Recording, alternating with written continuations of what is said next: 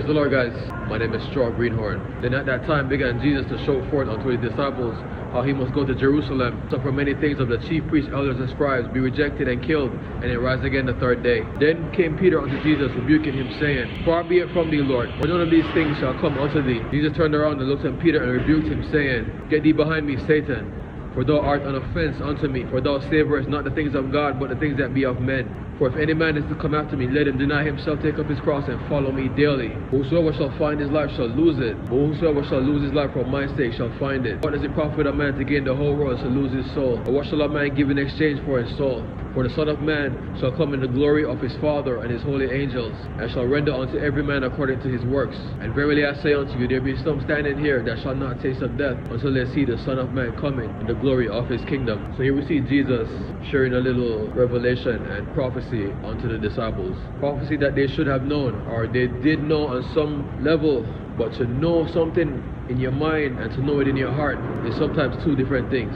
Because it was written in all their laws that they read on the Sabbath, how the Son of Man, for he was wounded for our transgression and bruised for our iniquities. And all the scriptures that pointed towards his death.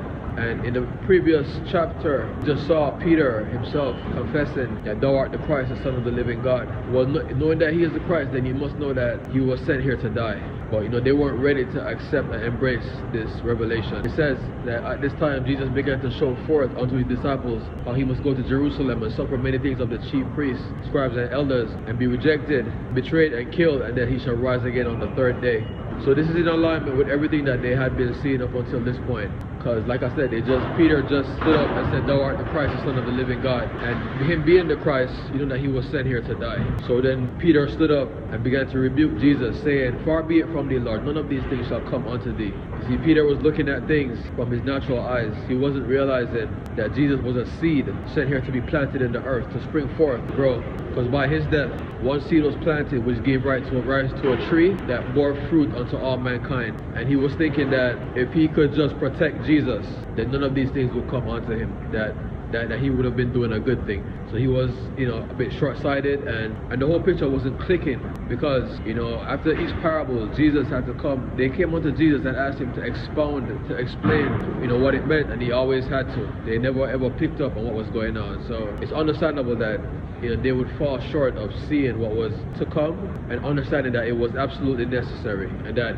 it wasn't a sign of weakness on Jesus' part that he would have been betrayed and killed and rise again the third day. Peter was seeing it as a weakness. You ever hear the saying, don't take my kindness for weakness? Peter was seeing his death as a sign of weakness, that they should fight back and prevent it from happening, to prevent the Messiah from being taken. Peter said, Far be it from thee, Lord, none of these things shall come unto thee, looking at it with the natural eyes.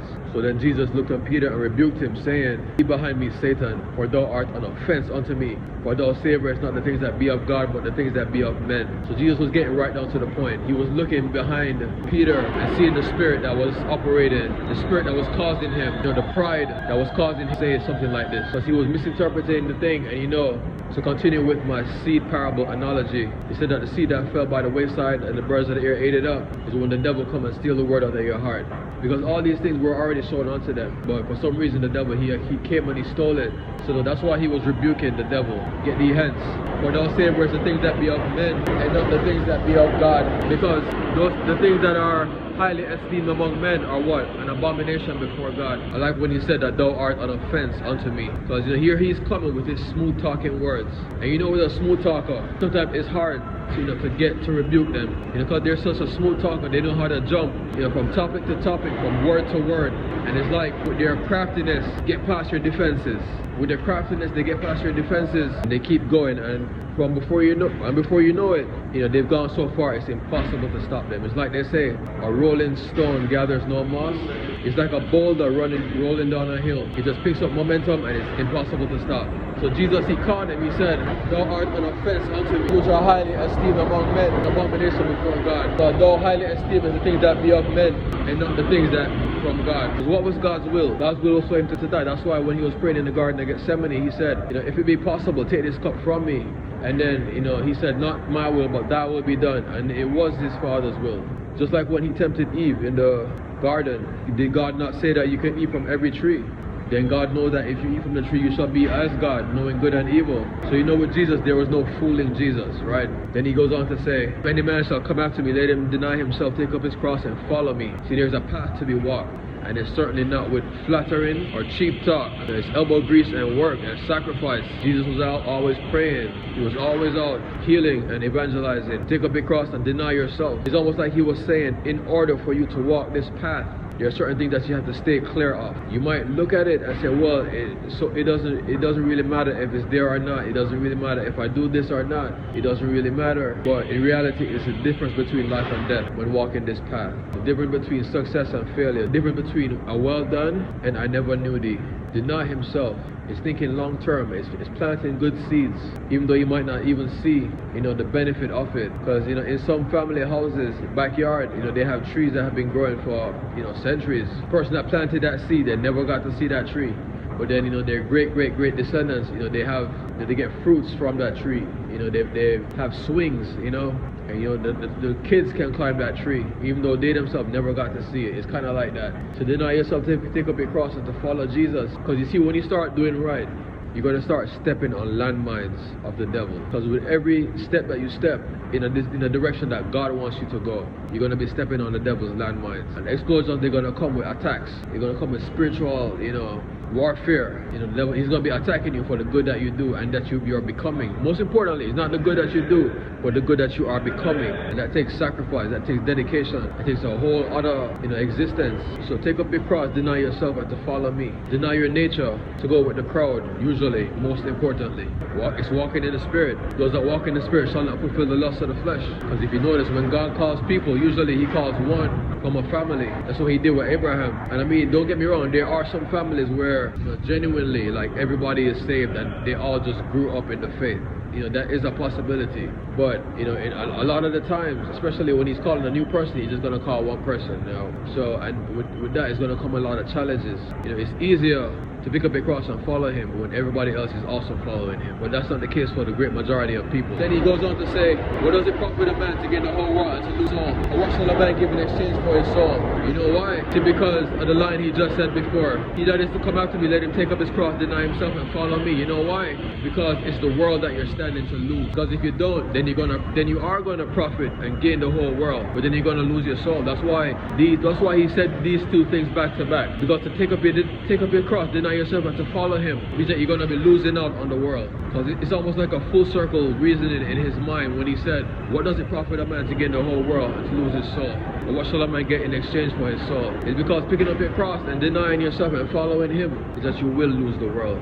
But the world takes care of their own. The parable of the wasteful steward comes to mind. That there was a steward that his master found out that he had been wasteful with his goods, and he called him and said, give account of thy stewardship, because those can no longer be stored. And then, what he did, he went out and he found all the debtors. And if one man owed 100 bags of wheat, he said, sit down, settle thy bill and write 80. And if one man owed whatever bags of flour, he said, settle thy bill and write 40. And then when the good master saw this, he said, thou hast done well. And then the parable ends by saying, make for thyself friends of the unrighteous mammon, that when thou art cast out, that cast out the stewardship, they may receive you into everlasting habitations. It's like saying, make friends with the world, just in case you don't make it in the kingdom of God, which I know is a terrible comparison, right? But this is also to show you that the world and God is not the same thing. It's two separate things. It's two opposite things. But what shall it profit a man to gain the whole world and shall lose his soul? Because to take up your cross, and he said, he that loses his life shall find it. He that finds his life shall lose it. Because it feels like you're losing out, right? When you come to the kingdom and you can't really go certain places no more. I'm not the one to sound religious or ceremonial, but you just can't do certain things. There's certain places you can't go and you can't do certain things. In certain environments you just cannot be around. But it's not conducive to where you're headed. And the spirits that are usually in these environments, they get attached to you and they start working on you from the inside out. Everything that God is doing, they begin to undo. Which goes with the parable of when the evil spirit goes out of a man, he goes through dry places, seeking rest, finding none. If you're going out into these places, it's not the spirit that's coming back to you, finding the house garnished and swept, and then going and bringing 7 more wicked spirits. But that's you going and looking for that spirit and bringing him back in. For he that finds his life shall lose it. He that loses his life Because the things of the spirit, more than likely, and most time than not, the spirit is at war with the flesh. And you know, the godly environment is in striking difference, you know, to what the world calls home. For what does it profit a man to gain the whole world and to lose his soul? And then he goes on to say, for the Son of Man shall come in the glory of his Father and the holy angels, and shall render unto every man according to his works, good and evil. Everything is to be paid. Everything done in secret, everything done in the open. You know, a lot of people think in life that because nobody saw, then that's the end of it. You know, I will prophesy and say, not prophesy, but I will predict and say that a lot of people that stand before God in the judgment, that, you know, that died unsaved, you know, the things that gets brought up that they have to give account for, is like they'll say, I never even remembered that. I never knew that was counted. I never knew that you guys paid attention to things like that. It's everything, good and evil. Then he goes on to say, and verily I say unto you, there shall be some standing here that shall not taste of death till they see the Son of Man coming in the glory of his kingdom. And what that means is death. What is death? Well, we know the first death is when you lose your breath. You know, the heart stops beating, the brain stops functioning, the body returns to the dust, the spirit returns to God. We know the second death, in Revelation it says, death and hell itself were cast into the lake of fire. So there be some standing in hell, because you know that the lake of fire, it doesn't come until after the final judgment. So even though there might be some in hell, that's still not the second death. Hell is not the second death. The lake of fire is the second death, because hell itself, the whole place of hell itself and death itself shall be cast into the lake of fire, which is the second death. So I mean, this was a, if you think about it, this was a straightforward statement.